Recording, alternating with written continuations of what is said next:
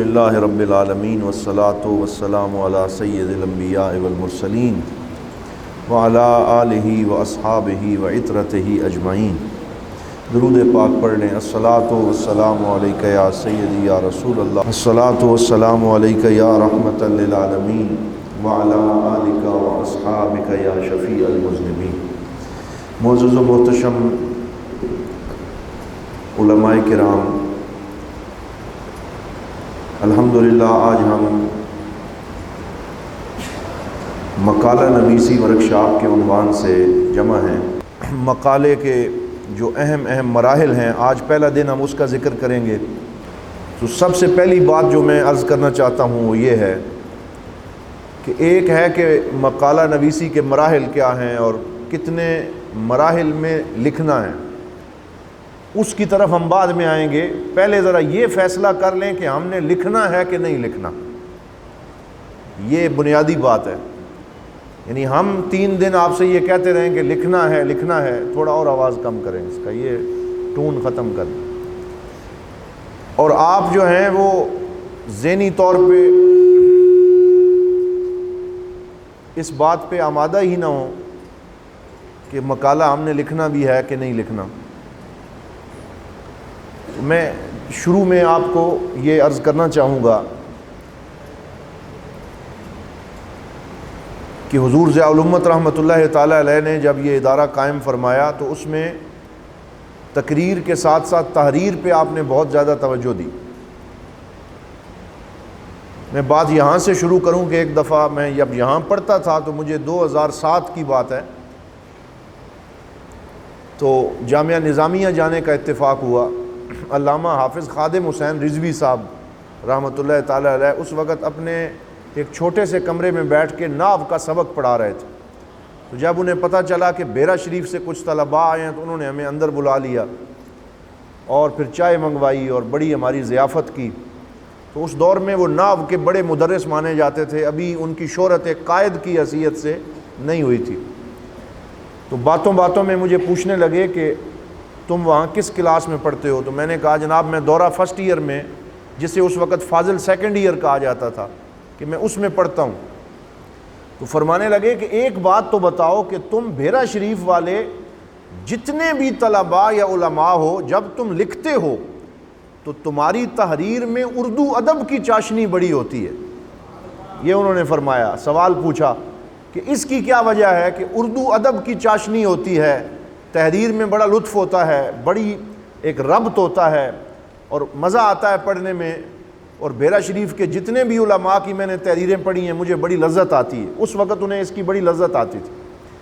تو میں نے ان سے عرض کیا کہ ہے رگے ساز میں رواں صاحب ساز کا لہو، کہ یہ اصل میں حضور ضیاء الامت رحمۃ اللہ تعالی علیہ جو اس تحریک کے قائد ہیں، انہی کا لہو اصل میں پورے دارالعلوم میں گردش کر رہا ہے، اور وہ اپنے طلباء کو ایسے تیار کرتے ہیں کہ یہ صرف تقریر کے غازی نہ ہوں بلکہ تحریر کے بھی غازی ہوں، اور اچھی تحریر بھی ان کی ہو، اور اگر ان کو اسلام کا دفاع کرنا پڑے تو یہ اسلام کو ایک آفاقی دین کی حیثیت سے پیش کر سکیں اور اچھی تحریر کے ساتھ لوگوں کو اسلام کی آفاقیت پہ قائل کر سکیں۔ تو انہوں نے اس کی بڑی تحسین فرمائی۔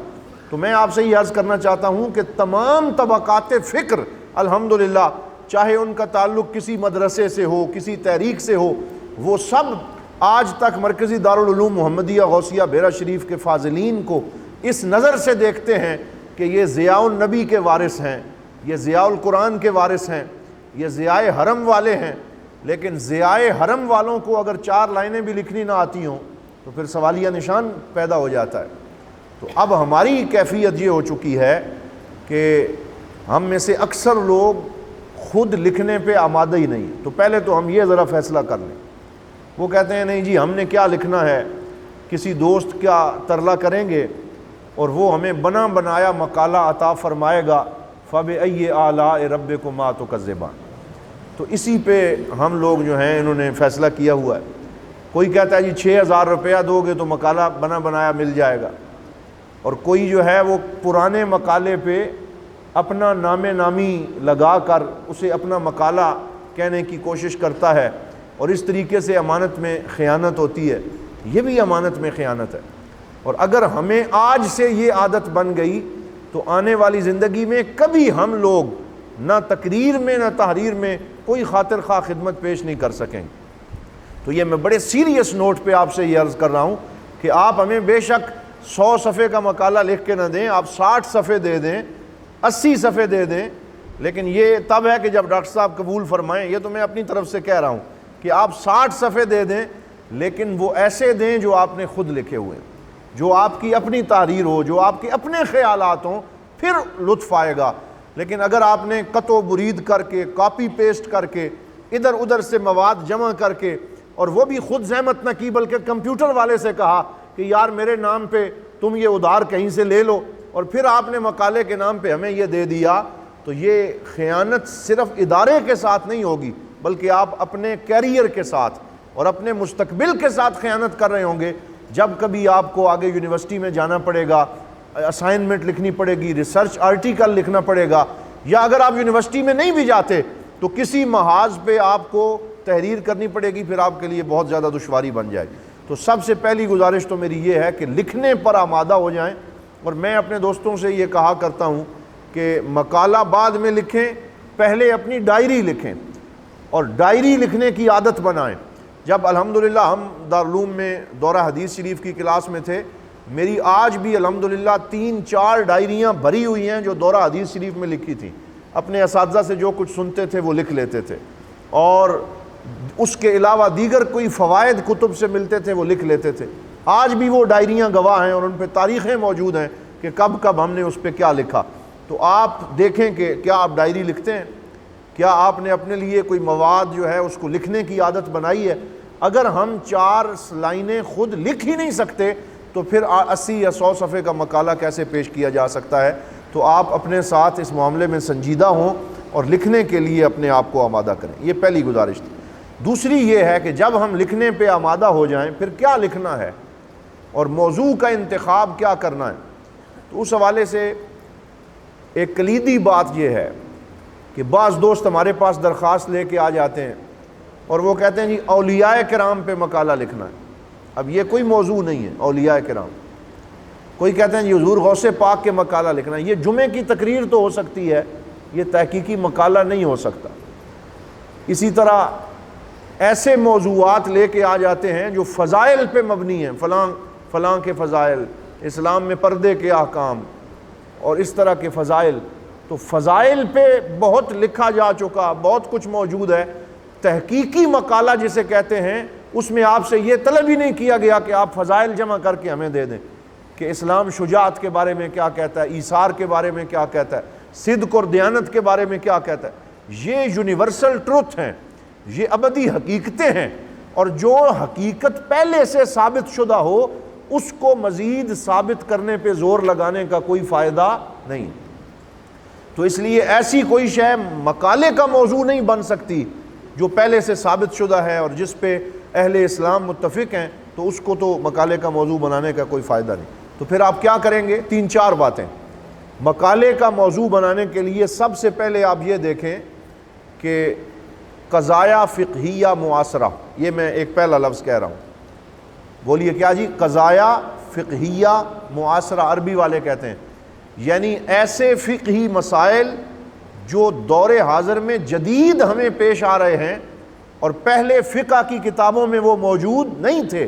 تو اگر آپ ان پہ تحقیق کریں گے تو یہ ایک ایسا میدان ہے جس میں آپ دوڑ سکتے ہیں، آپ تحقیق کر سکتے ہیں، اور اس میں ہر آنے والے سال میں نئے نئے مسائل سامنے آتے رہتے ہیں۔ مثلا پہلے ٹیسٹ ٹیوب بیبی کا مسئلہ ایک سامنے آیا تھا، اس پہ بہت کچھ لکھا جا چکا، لیکن وہ بھی قضایا فقہیہ معاصرہ میں تھا۔ اسی طرح پھر استئجار الرحم ایک مسئلہ تھا، یہ یورپ کے اندر تو اس پہ کام شروع بھی ہو گیا، اور اس کو سیروگیٹ مدر کہتے ہیں۔ اس پہ میرا یوٹیوب پہ پورا کلپ بھی موجود ہے کہ سیروگیٹ مدر کیا ہوتی ہے، کہ کسی اگر جو خاوند ہے اس کی اپنی زوجہ سے اس کو اولاد نہیں ہو رہی تو وہ جو ہے وہ میاں بیوی دونوں اپنا جو مادہ منوی ہے اس کو کسی دوسری عورت کا رحم جو ہے اس کو اجرت پہ لے لے 9 ماہ کے لیے، کہ وہ ان کے لیے وہ تولید کا عمل کر کے جب بچہ پیدا ہو جائے تو وہ اپنے پیسے لے لے کہ یہ رینٹ میں لے رہی ہوں 9 ماہ کا اور یہ آپ لے لیں۔ اس طرح ہو رہا ہے، اسے استیجار الرحم کہتے ہیں۔ تو یہ ایک ایسا مسئلہ ہے جو سابقہ دور میں نہیں تھا اور اب یورپ والے اسے کر رہے ہیں، تو اس کو قضایا فقہیہ معاصرہ کہتے ہیں کہ کیا یہ اسلام کے اندر اس کی کوئی گنجائش موجود ہے یا گنجائش موجود نہیں ہے۔ اس میں مجوزین کیا کہتے ہیں اور مانعین کیا کہتے ہیں۔ مجوزین کون ہوتے ہیں؟ جو اسے جائز قرار دیتے ہیں، اور مانعین کون ہوتے ہیں؟ جو اسے منع کرتے ہیں۔ تو آپ فریقین کے دلائل پہلے ذکر کریں کہ فریق اول کے دلائل یہ ہیں اور فریق ثانی کے یہ ہیں، اور ان میں کن کے دلائل کو کس دلیل کی بنیاد پہ ترجیح دیتا ہوں۔ تو یہ ایک طریقہ ہے کہ آپ قضایا فقہیہ معاصرہ پہ لکھیں۔ میں نے اس کی ایک مثال دی ہے، اس کی سینکڑوں مثالیں دی جا سکتی۔ مثلاً ابھی گزشتہ دنوں یہ 4-5 مہینے پہلے امریکہ کی ایک ریاست نیو جرسی کیلیفورنیا، اس کے اندر ایک شخص، اب مسجد میں بیٹھ کے یہ بات منہ سے نکالتے ہوئے بھی انسان سوچتا ہے کہ ایک انسان جو ہے اس کے دل میں، آپ نے خبر پڑھی ہوگی کہ خنزیر کا دل لگایا گیا اور وہ 3-4 مہینے زندہ رہا۔ اب اس پہ ایک فقہی بحث چل گئی کہ کیا ایک خنزیر جو ہے اس کا دل ایک پمپنگ مشین کے طور پر کسی انسان کے دل کو ہٹا کر اس کی جگہ پہ لگایا جا سکتا ہے یا نہیں لگایا جا سکتا۔ اس پہ جاوید غامدی صاحب نے رائے دی، مصر کے دارالافتاء نے رائے دی، لیبیا والوں نے رائے دی، تو مختلف فقہاء کی آراء آ گئیں، تو اس پہ بھی تحقیق ہو سکتی۔ تو قضایا فقہیہ معاصرہ سے مراد ہر وہ نیا پیش آمدہ مسئلہ ہے جو سابقہ دور میں نہیں تھا، اب اس نے سر اٹھایا ہے، تو اس پہ آپ پوری تحقیق اور ریسرچ کریں اور کوئی حل پیش کریں کہ آیا یہ جائز ہے یا جائز نہیں ہے، تو یہ آپ کا موضوع ہو سکتا ہے۔ اسی طرح دوسری چیز جس کو آپ موضوع بنا سکتے ہیں کہ ایسا کوئی عمل جس پہ سوال اٹھتا ہو اور یا اسلام دشمن عناصر اس پہ کیچڑ اچھالتے ہوں اور ہمارے اسلام کا ہمارا کوئی وہ عقیدہ ہو اور اس پہ معترضین کا اعتراض موجود ہو، تو اس اعتراض کو رد کرنے کے لیے بھی آپ اپنا موضوع لے سکتے ہیں۔ اس طرح لکھنے میں آپ کو لطف آئے گا۔ ایک داعیہ بھی ہوگا نا کہ آپ لکھ رہے ہیں۔ اس کی میں مثال آپ کو یہ دیتا ہوں کہ ہمارے شیخ کریم حضور ضیاء الامت جسٹس پیر محمد کرم شاہ الازہری رحمۃ اللہ تعالی علیہ، انہوں نے لکھنے کا آغاز کیسے کیا؟ کیا آپ نے لکھنے کا آغاز فضائل لکھنے سے کیا یا لکھنے کا آغاز تقریریں لکھنے سے کیا؟ آپ نے اپنی زندگی کی پہلی کتاب کون سی لکھی تھی؟ سنت خیر الانام۔ اور یہ کب لکھی؟ جب وہ مصر میں پڑھ رہے تھے، اسٹوڈنٹ تھے، تو اس وقت پاکستان سے ان کو یہ خبر پہنچی کہ ایک بندہ ہے جس کا نام غلام احمد پرویز ہے اور وہ حضور کی سنت کا انکار کر رہا ہے اور حضور کی سنت کی حجیت کو تسلیم نہیں کرتا، تو آپ نے اس کا رد کرنے کے لیے سنت خیر الانام لکھی۔ تو یہ بھی تو ایک تحقیقی مقالہ ہی تھا، اور ایسا تحقیقی مقالہ تھا الحمدللہ آج تک کوئی منکر سنت اس کا جواب نہیں دے سکا اور نہ دے سکے گا۔ ایک حجت اور ایک مسلمہ حقیقت بن گئی۔ لیکن وہ بھی حضور ضیاء الامت رحمۃ اللہ تعالی علیہ نے اس کی ضرورت محسوس کی تھی کہ معاشرے میں لوگ حضور کی سنت کا انکار کر رہے ہیں، تو میں اس پہ لکھوں گا۔ تو مطلب یہ ہے کہ اس موضوع پہ مقالہ لکھیں جس کی کوئی نہ کوئی ضرورت آپ بتا سکیں، اور اسی کو مفروضہ تحقیق کہا جاتا ہے۔ اور آج کل انگلش والے اسے ہائپوتھیسز کہتے ہیں، اور ہائپوتھیسز یا مفروضہ تحقیق سے مراد یہ ہے کہ آپ کوئی ایسا سوال اٹھائیں کہ جس کا جواب ڈھونڈنا ضروری ہو، پھر آپ اس کے لیے مقالہ لکھیں تو اس کا جواز موجود ہے۔ اسی وجہ سے میں ابھی مقالے کے جو مراحل آپ کے سامنے ذکر کرنے لگا ہوں، ان میں سے پہلا مرحلہ یہ ہے کہ آپ موضوع کا انتخاب کریں، اور جب موضوع کا انتخاب ہو جائے تو دوسرا مرحلہ یہ ہے کہ آپ اپنے موضوع کا مقدمہ لکھیں۔ بولیے کیا کریں؟ مقدمہ۔ تو مقدمے کے اندر 5-6 عناصر ہونا ضروری ہیں، اسی لیے ہم نے نمبرنگ کر دی ہے کہ ہر وہ اسٹوڈنٹ جو ہمیں مقالہ پیش کرے گا اور اس کے مقالے کے شروع میں مقدمہ نہیں ہوگا تو اس کے 15 نمبر کاٹ لیے جائیں۔ تو 100 میں سے 15 نمبر سے تو ویسے ہی وہ ہاتھ دھو بیٹھے گا کہ جس نے مقدمہ نہیں لکھا۔ مقدمہ کیا ہے؟ یہ کسی ایک صفحے کا نام نہیں ہے، بلکہ آپ نے اگر مثال کے طور پر حدیث مرسل کی حجیت اور محدثین کی آراء، یہ میں نے ایک موضوع ابھی سوچا ہے بیٹھے بیٹھے، اس پہ بات ہو سکتی ہے کہ حدیث مرسل کی حجیت اور محدثین کی آراء کا جائزہ، یہ اگر یہ موضوع آپ لے لیں تو حدیث مرسل کسے کہتے ہیں؟ کوئی دوست بتا دیں۔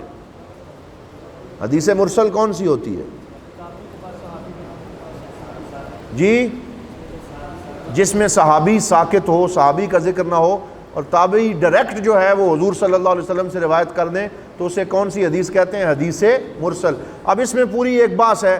حضرت امام اعظم ابو حنیفہ کا موقف حدیث مرسل کے حوالے سے اور ہے، اور حضرت امام شافعی کا اور ہے، اور اسی کی بنیاد پہ مسائل کو ثابت کرنے میں دونوں حضرات کے ہاں فرق ہے۔ تو حدیث مرسل کی حجیت اور اس سے مسائل کے استنباط کا حکم کیا ہے؟ اگر اس پہ مثال کے طور پہ ہم مقالہ لکھتے ہیں تو اس کا مقدمہ کیا ہوگا؟ مقدمے میں سب سے پہلے آپ لکھیں گے تعارف موضوع۔ بولیے کیا لکھیں گے؟ تعارف موضوع، یہ مقدمے کے شروع میں، اور اس میں آپ ایک موضوع کا عمومی تعارف کروائیں گے اور ایک خصوصی تعارف کروائیں گے۔ عمومی تعارف سے مراد ایک تمہید ہے۔ اگر آپ کا موضوع حدیث مرسل کے حوالے سے ہے تو جب آپ ہیڈنگ دیں گے مقدمہ، مقدمے کے نیچے تعارف موضوع، تو تعارف موضوع میں آپ سب سے پہلے ایک دو پیراگراف عمومی تعارف لکھیں گے، اور وہ عمومی تعارف ہوگا کہ حضور صلی اللہ علیہ وسلم کی حدیث، آپ یوں کہہ سکتے ہیں کہ اسلام کے مصادر شریعت 4 ہیں۔ مصادر شریعت کتنے ہیں؟ 4۔ قرآن، سنت، اجماع اور قیاس، اور حدیث اور سنت کو قرآن کے بعد دوسرا درجہ حاصل ہے، اور حدیث پاک کی اہمیت پہ آپ 2-3 پیراگراف لکھیں گے۔ یہ آپ کے موضوع کا عمومی تعارف ہوگا، اور پھر خصوصی تعارف یہ ہوگا کہ آپ 2-3 پیراگراف پھر یہ لکھیں گے کہ حدیث پاک کی بہت سی قسمیں ہیں، اور ان اقسام میں سے ایک قسم کو حدیث مرسل بھی کہا جاتا ہے، اور حدیث مرسل کی تعریف یہ ہے، اور یہ آپ کے موضوع کا عمومی اور خصوصی تعارف ہو جائے گا۔ اور آپ پھر یہ لکھیں گے کہ زیر نظر مقالے میں حدیث مرسل کی حجیت کے حوالے سے اپنی تحقیق پیش کروں گا۔ تو یہ آپ کا ہو جائے گا تعارف موضوع۔ اس کے بعد آپ لکھیں گے اہمیت موضوع۔ یہ ابھی مقدمہ چل رہا ہے ہمارا، مقدمے میں تعارف موضوع، تعارف موضوع کے بعد کیا لکھیں گے؟ اہمیت موضوع، اور اہمیت موضوع میں آپ یہ بیان کریں گے کہ جس موضوع پہ میں مقالہ لکھ رہا ہوں اس کی ضرورت کیا ہے اور اس کی اہمیت کیا ہے، اور اگر میں یہ پیش کروں گا تو اس کو مجھے یا معاشرے کو فائدہ کیا ہوگا، وہ آپ ذکر کریں گے۔ اس میں آپ 4، 5، 6 جتنے پوائنٹ ذکر کر سکیں وہ کر سکتے ہیں، جس میں آپ یہ کہہ سکتے ہیں کہ حدیث مرسل جو ہے اگر اس کے ثبوت کی بات کی جائے تو فلاں فلاں فلاں مسائل اس سے ثابت ہوتے ہیں، فلاں مسائل پہ اختلاف ختم ہوتا ہے، یا اس طرح کی کچھ باتیں آپ اپنے موضوع کے حوالے سے میں بطور مثال عرض کر رہا ہوں وہ آپ لکھیں گے۔ تو تعارف موضوع، پھر اہمیت موضوع، پھر اس کے بعد آپ لکھیں گے سبب و اختیار الموضوع۔ یہ تیسری چیز ہے مقدمے کی، سبب و اختیار الموضوع، کہ میں نے یہ موضوع کیوں منتخب کیا، اسے کیوں سلیکٹ کیا۔ تو اس میں آپ ذکر کریں گے، آپ یہ کہہ سکتے ہیں کہ علم حدیث کے ساتھ میری دلچسپی اس کا پہلا سبب ہے۔ دوسرا آپ یہ کہہ سکتے ہیں کہ میرے فلاں استاد صاحب نے میری اس کی جانب رہنمائی کی ہے، یہ دوسرا سبب ہے۔ تو 2-3 اسباب آپ اپنے اس مقالے کو اور اس موضوع کو اختیار کرنے کے لکھیں گے۔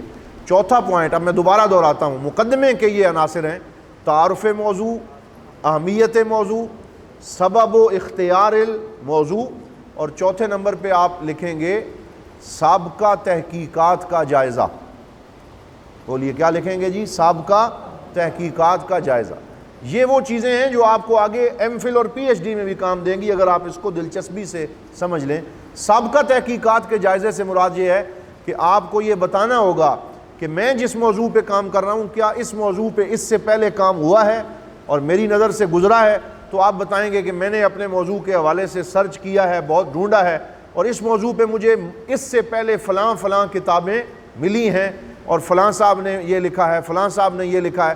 تو 2، 4، 6 جتنی بھی کتابیں آپ کو اپنے موضوع پہ لکھیں، ان کتابوں کا نام اور مصنف کا نام اور وہ کہاں سے شائع ہوئی ہیں وہ آپ ذکر کریں گے۔ پھر آپ اس سوال کا جواب دیں گے کہ اگر اس موضوع پہ پہلے سے لکھا جا چکا ہے تو پھر مجھے لکھنے کی ضرورت کیوں محسوس ہوئی؟ اگر پہلے سے لکھا جا چکا ہے تو اس کو لکھنے کی ضرورت کیوں محسوس ہوئی؟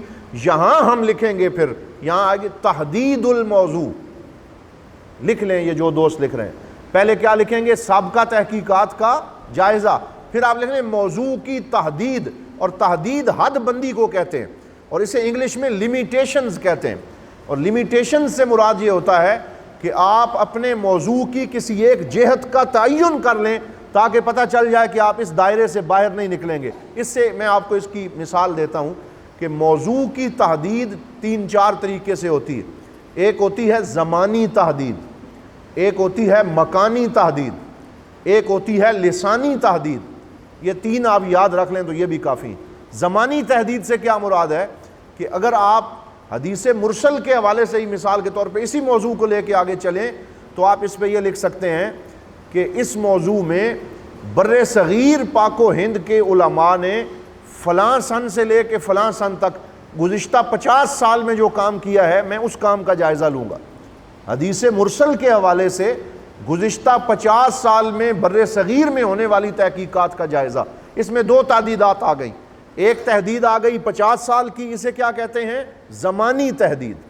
اور دوسری تحدید آ گئی بر صغیر کی، تو اس سے مراد یہ ہے کہ آپ مصر کے علماء کا ذکر نہیں کریں گے، انگلینڈ کے علماء کا ذکر نہیں کریں گے، یمن کے علماء کا ذکر نہیں کریں گے، بلکہ صرف بر صغیر کے علماء کے ساتھ خاص کر دیں گے۔ اور لسانی تحدید سے مراد یہ ہے کہ آپ یوں کہہ دیں کہ میں صرف اس موضوع پر عربی میں لکھی گئی کتب کا جائزہ لوں گا، اردو میں لکھی گئی کتب میری موضوع نہیں ہوں گی، تو یہ لسانی تحدید ہوتی۔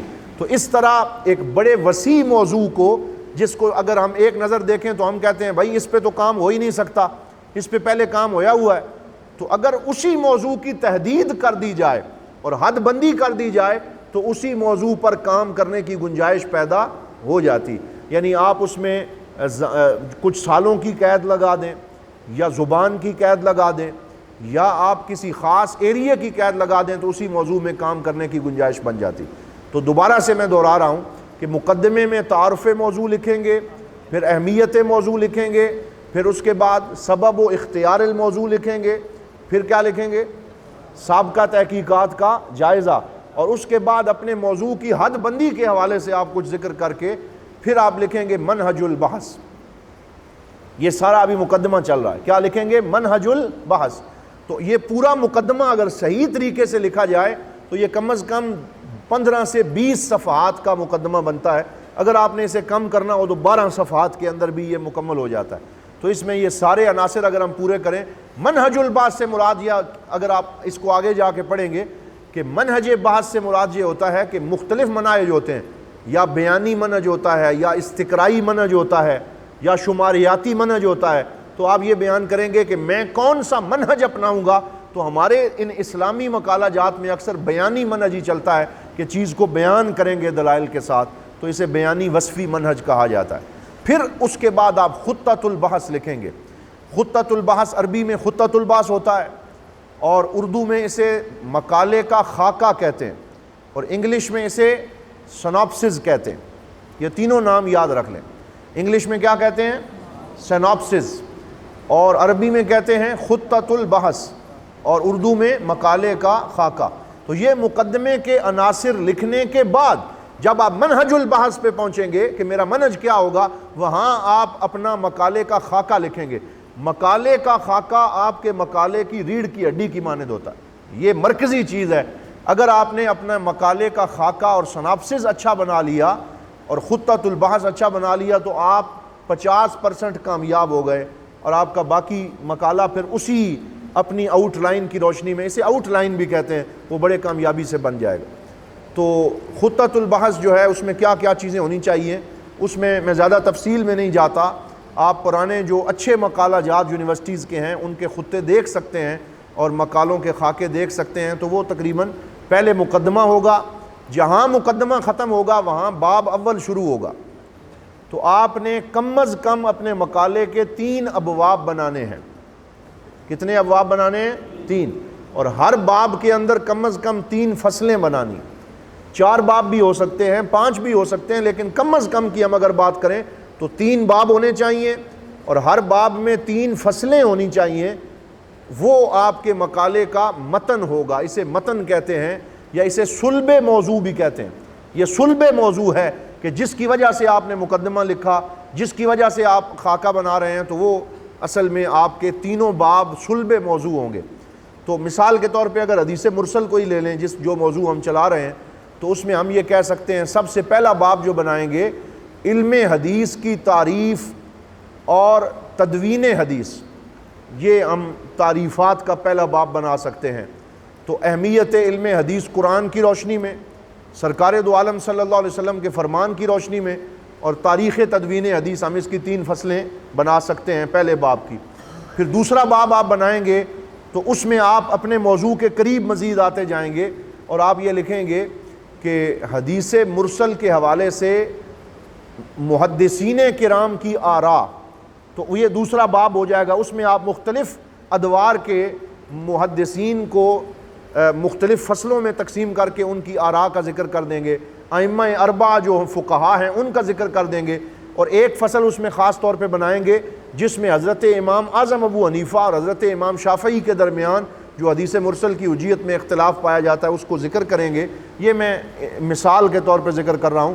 اور پھر جب آپ کے 3 باب اور ان کی 3 فصلیں مکمل ہو جائیں گی، پھر آپ لکھیں گے خلاصۃ البحث، اور خلاصہ بحث کے بعد لکھیں گے اہم نتائج، اور اہم نتائج کے بعد لکھیں گے تجاویز اور سفارشات۔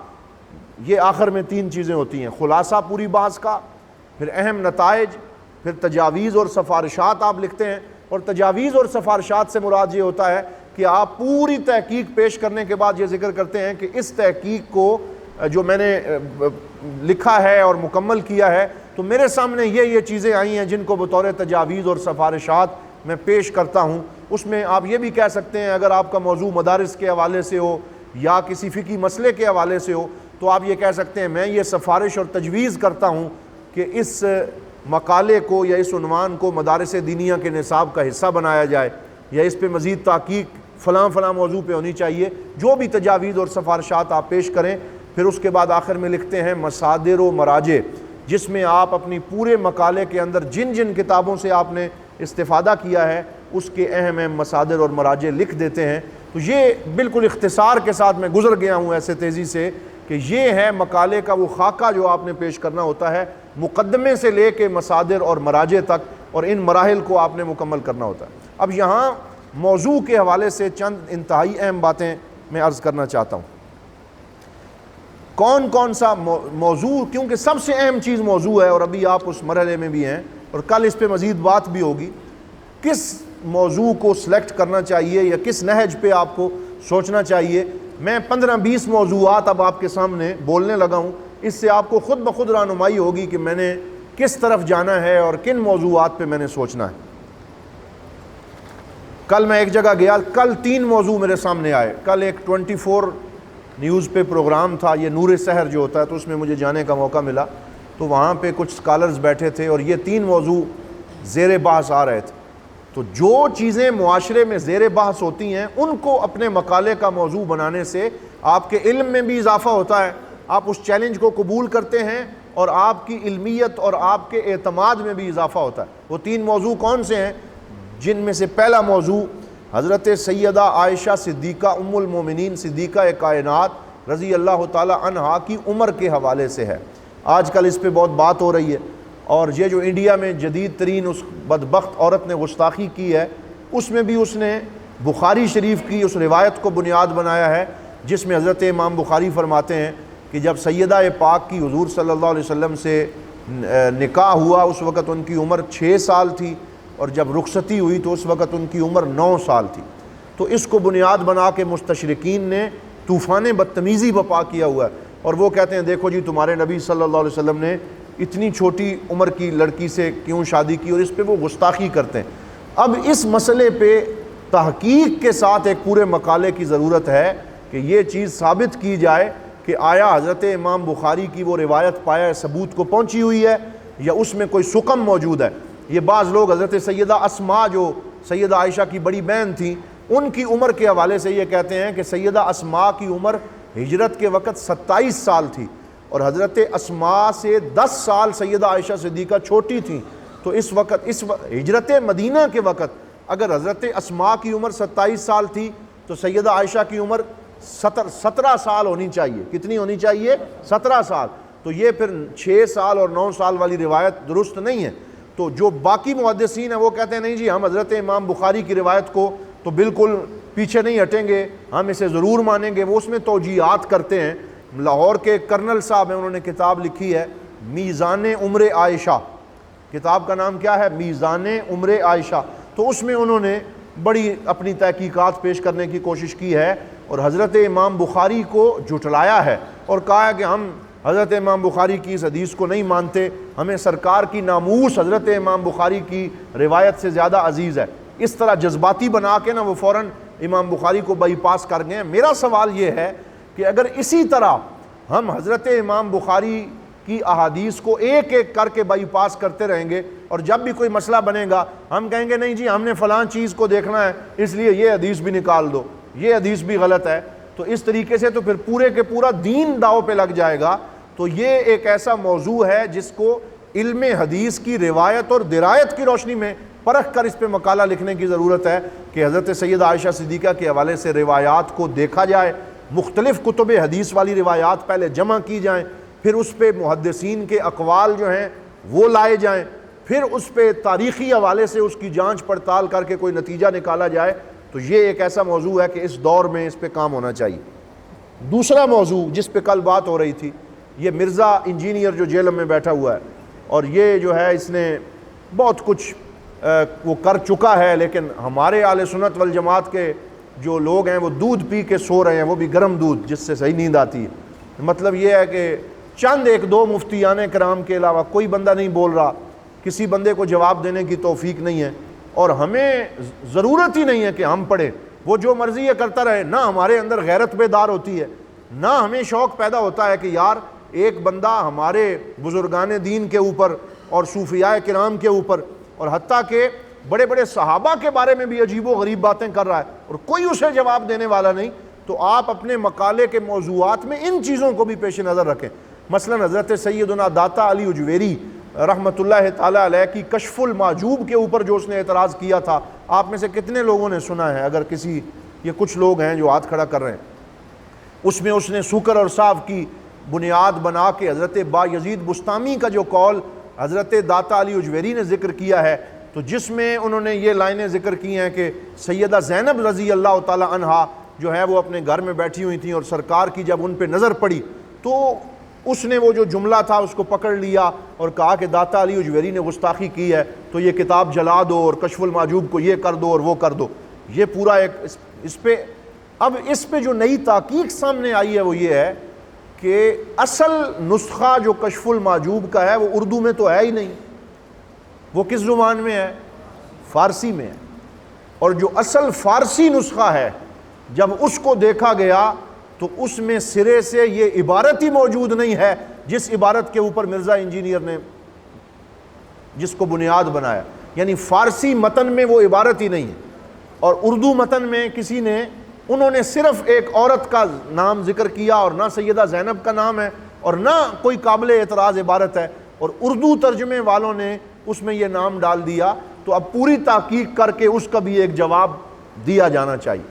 تو یہ بھی ایک موضوع ہے جو بن سکتا ہے۔ میں یہ اشارات کر رہا ہوں کہ کن چیزوں کو موضوع بنانا چاہیے۔ اسی طرح یہ ایک ہمارے علماء آیات پڑھتے ہیں سورہ نون والقلم کی، تو اس میں وہ کہتے ہیں کہ وہ جو آیات ہیں کہ ہمازٍ مشاء بنمیم مناع للخیر معتد اثیم عتل بعد ذلک زنیم۔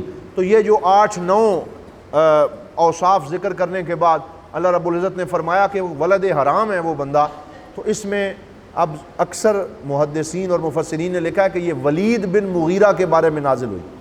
کس کے بارے میں؟ ولید بن مغیرہ جو کافر تھا اور بڑا بدبخت تھا، اس کے بارے میں نازل ہوئی۔ لیکن یہ ولید بن مغیرہ کس کا باپ ہے؟ بتائیں جی، ولید بن مغیرہ کس کا والد ہے؟ حضرت خالد بن ولید کا۔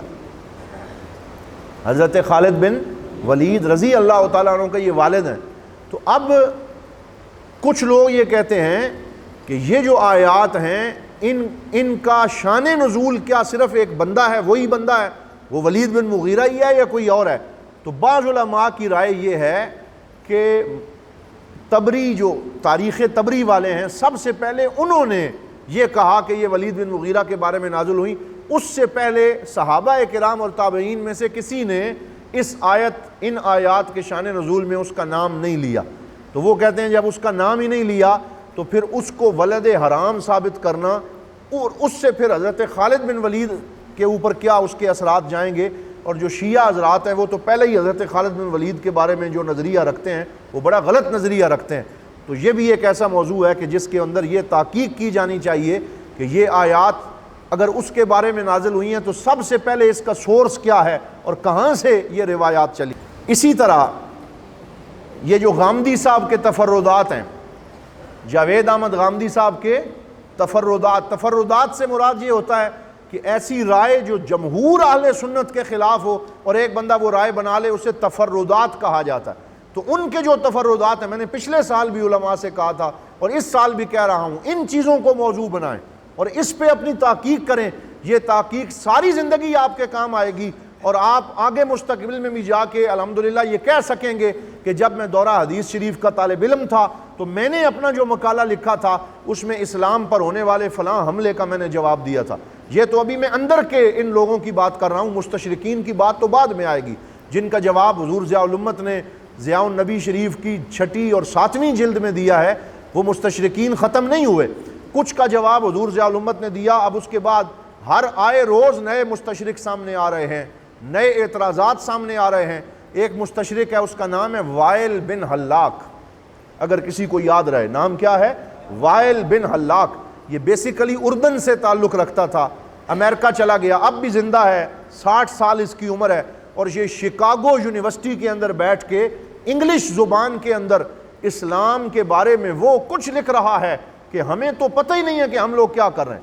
ہم جو ہے وہ 11ویں شریف اور کل اور چیلم اور 12 تقریریں ان سے رٹ رٹ کے تقریریں سنا رہے ہیں، اور وہ انگریزی زبان میں وہ کچھ لکھ رہا ہے کہ جب آپ کبھی انگریزی پڑھیں گے تو آپ کی آنکھیں کھلی کی کھلی رہ جائیں گی کہ یہ لوگ اسلام پہ کیسے حملے کر رہے ہیں. ہر روز اس کے آرٹیکل آ رہے ہیں اور اس کا نام وائل بن حلاق ہے.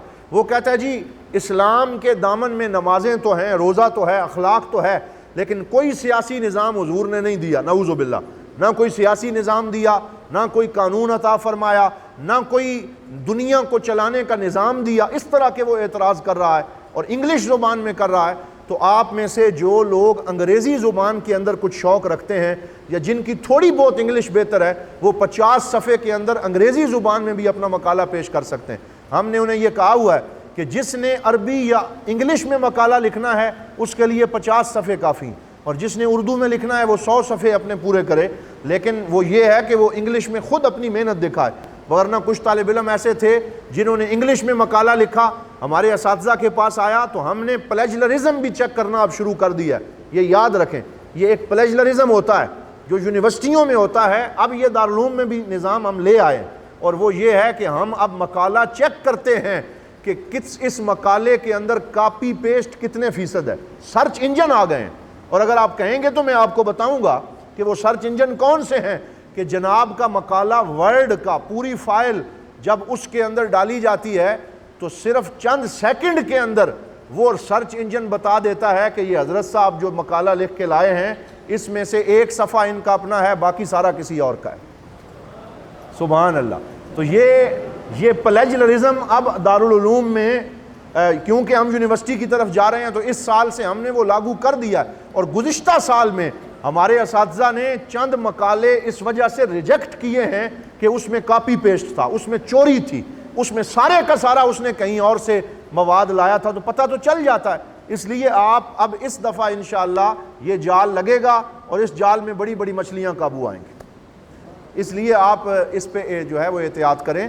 تو مقالہ لکھتے ہوئے ایک جملہ میرا یاد رکھنا، ہم جو مقالے کے چیکر ہیں، اس دفعہ ہم نے پورا نظام الحمدللہ چینج کیا ہے، اور قبلہ ڈاکٹر ابوالحسن محمد شاہ صاحب زیدہ مجدہ نے خصوصی ہدایات جاری فرمائیں.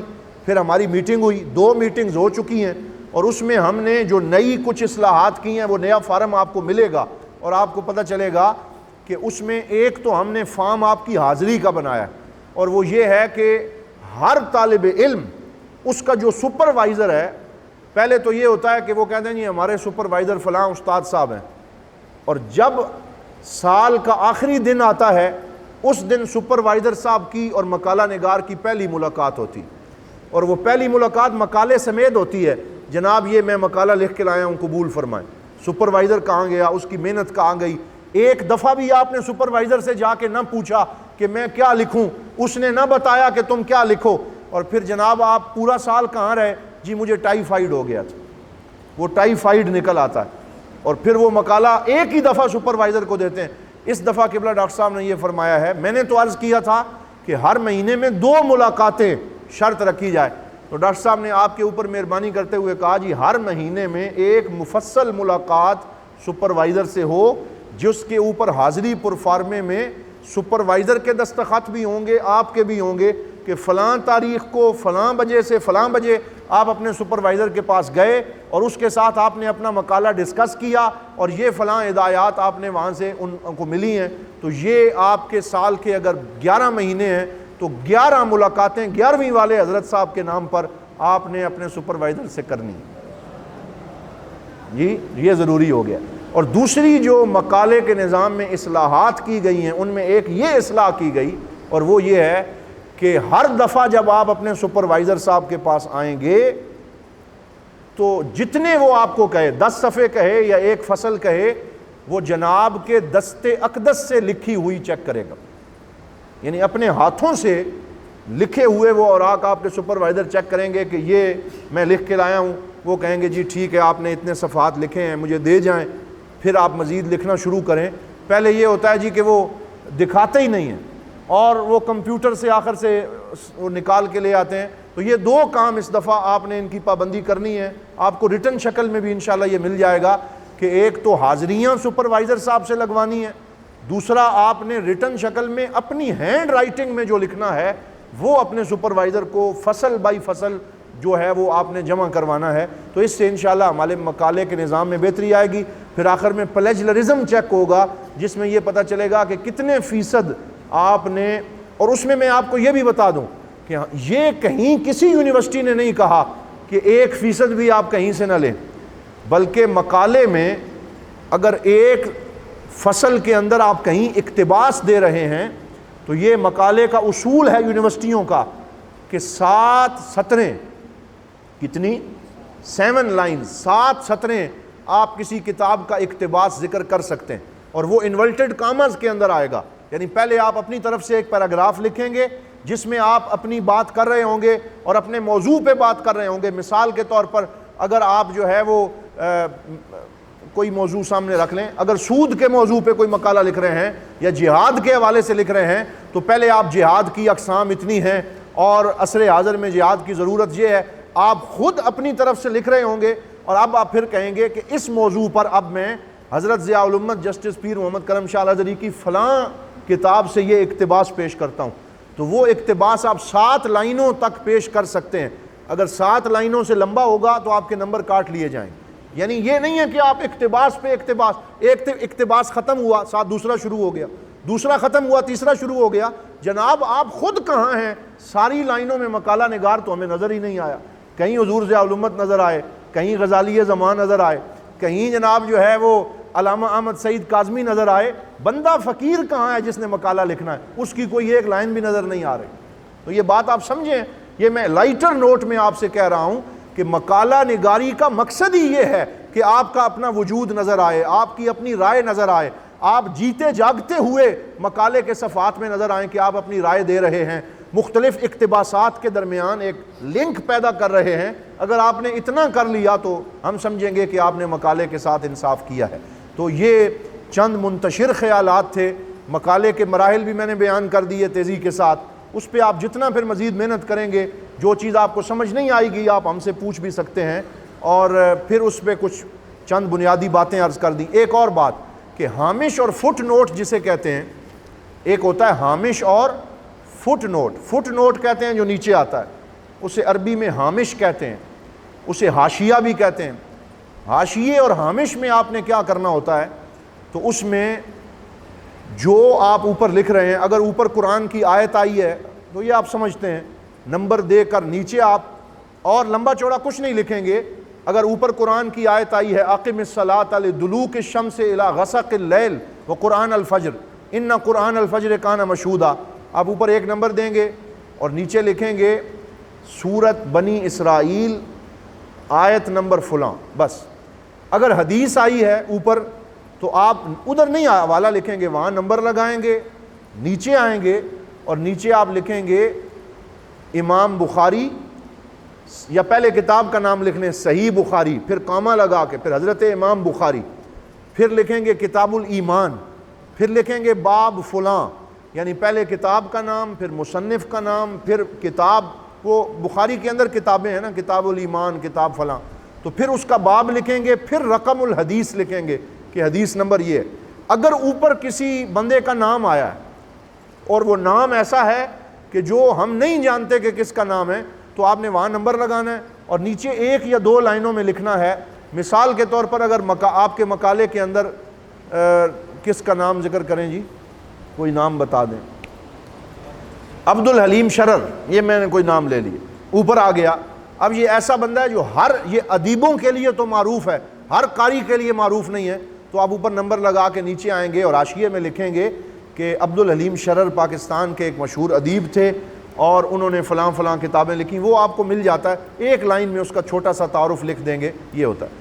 اگر اوپر کوئی مشکل لفظ آیا ہے، کوئی ٹرم آئی ہے، کوئی مصطلح آئی ہے، اور مصطلح سے مراد ایسی مصطلح ہے جو کہ ہر بندہ نہیں جانتا، مثال کے طور پہ آپ حدیث پہ مقالہ لکھ رہے ہیں اور اوپر آ گیا حدیث معنعن، حدیث معنعن آ گیا، حدیث مقلوب آ گیا، تو آپ اوپر نمبر لگا کے حاشیے میں لکھیں گے کہ حدیث معنعن اس حدیث کو کہتے ہیں جس کو ان فلاں کے ساتھ روایت کیا جائے، تو یہ تھوڑی سی وضاحت آ جائے گی۔ حاشیے کا مقصد یہ ہوتا ہے، اسے کہتے ہیں کہ ہر وہ شے جو متن کے اندر مشکل ہے اسے حاشیے میں تھوڑا سا آسان کر دیا جائے، قرآن کا حوالہ، حدیث کا حوالہ، اور اگر کسی جو ہے وہ امام غزالی یا کسی کی آپ نے عبارت لکھی ہے تو اس کا حوالہ آپ نیچے دے دیں، تو یہ ساتھ ساتھ اپنے حاشیے کو بھی با مقصد بنائیں، زیادہ لمبا نہ کریں لیکن اپنے حاشیے اور ہامش لکھنے کی عادت بھی ڈالیں۔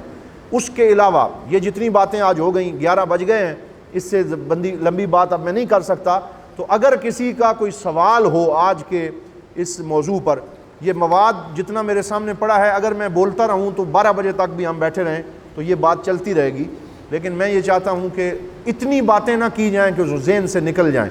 آج کے لیے اتنا کافی ہے۔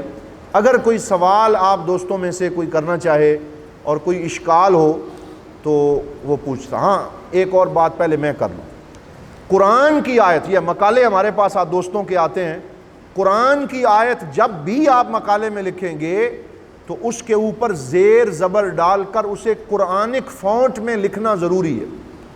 کس فونٹ میں؟ قرآنک فونٹ، اسے مصحف کا فونٹ کہا جاتا ہے، یہ سب کو پتہ ہے، جو یہ کمپوز کر رہے ہوتے ہیں انہیں بھی پتہ ہے۔ اگر ہم قرآنی آیت کو خود لکھنے کی کوشش کریں گے اس میں غلطیاں ہوں گی، اسی وجہ سے یہ قانون بنا دیا ہے اصول التحقیق میں کہ جب بھی آپ نے قرآنی آیت لکھنی ہے تو وہ مصحف کے فونٹ میں، وہ گوگل سے آپ لے لیں، وہ پوری کی پوری آیت لکھی ہوئی مل جاتی ہے، اس کو پیسٹ کر لیں تاکہ اس میں کسی طرح کی غلطی کا امکان نہ رہے۔ اسی طرح حدیث کو اعراب کے ساتھ لکھیں، باقی اگر کوئی آپ نے عربی عبارت لکھنی ہے اس میں آپ اعراب نہ بھی لگائیں تو کوئی حرج نہیں ہوگا۔ جی، یہ بات سوال انہوں نے کیا ہے کہ اگر جدید مسائل پر ہمارا کوئی مقالہ ہو اور اس میں کتاب کے حوالے کے ساتھ ساتھ ہم کسی ڈاکٹر یا استاد کا انٹرویو کریں تو اس انٹرویو کا حوالہ دینے کا طریقہ کیا ہے؟ تو بالکل یہ آپ کتاب کا حوالہ بھی دے سکتے ہیں۔